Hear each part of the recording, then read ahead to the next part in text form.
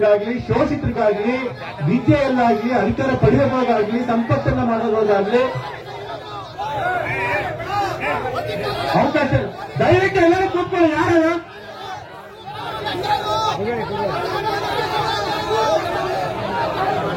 ದಯವಿಟ್ಟು ಕೂತ್ಕೊಳ್ಳಿ. ಎರಡು ಮಾತು ಅಷ್ಟೇ.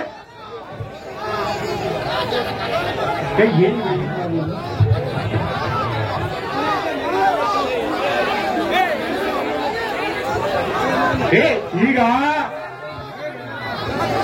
ಅವ್ರು ಯಾರೋ ಹೋಗ್ಬೇಕಾದ್ರೆ ಓಡಾಯ್ತಾರೆ, ಮತ್ತೆ ಗಲಾಟೆ ಮಾಡ್ತಿಲ್ಲ ಬಿಡಿ.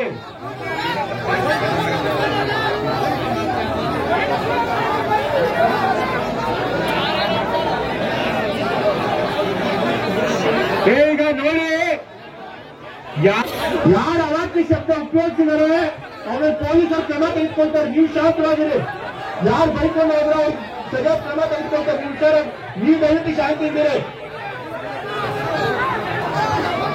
ನೋಡಿ, ಇಷ್ಟೆಲ್ಲ ದೊಡ್ಡ ಕಾರ್ಯಕ್ರಮ ಮಾಡಿ ಎಲ್ಲರನ್ನೂ ಕರೆದು ನೀವು ಈ ರೀತಿ ಗಲಾಟೆ ಕೂತ್ಕೊಂಡ್ರೆ ಶಿಸ್ತಬದ್ಧವಾದ ಕಾರ್ಯಕ್ರಮ ನಡೆಯಿಲ್ಲ ಅಂದ್ರೆ ಎಲ್ಲ ವ್ಯರ್ಥ ಆಗುತ್ತೆ. ದಯವಿಟ್ಟು ಕೂತ್ಕೊಳ್ಳಿ. ಇಷ್ಟೊಂದು ಜನ ಯಾಕೆ ಕರೆದಿದ್ದೀರಿ ನೀವು?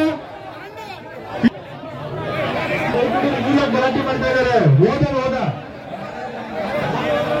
ಸರಿ, ದಯವಿಟ್ಟು ಸುಮ್ಮನೆ ಕೂತ್ಕೊಳ್ಳಲ್ಲ.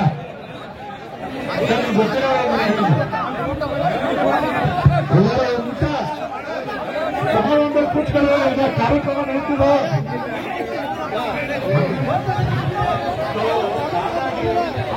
ಧರ್ಮಗ್ರಂಥಗಳಲ್ಲಾಗಿ, ಪುರಾಣಗಳಲ್ಲಾಗಿ ಅಥವಾ ಬೇರಾಗಲಿ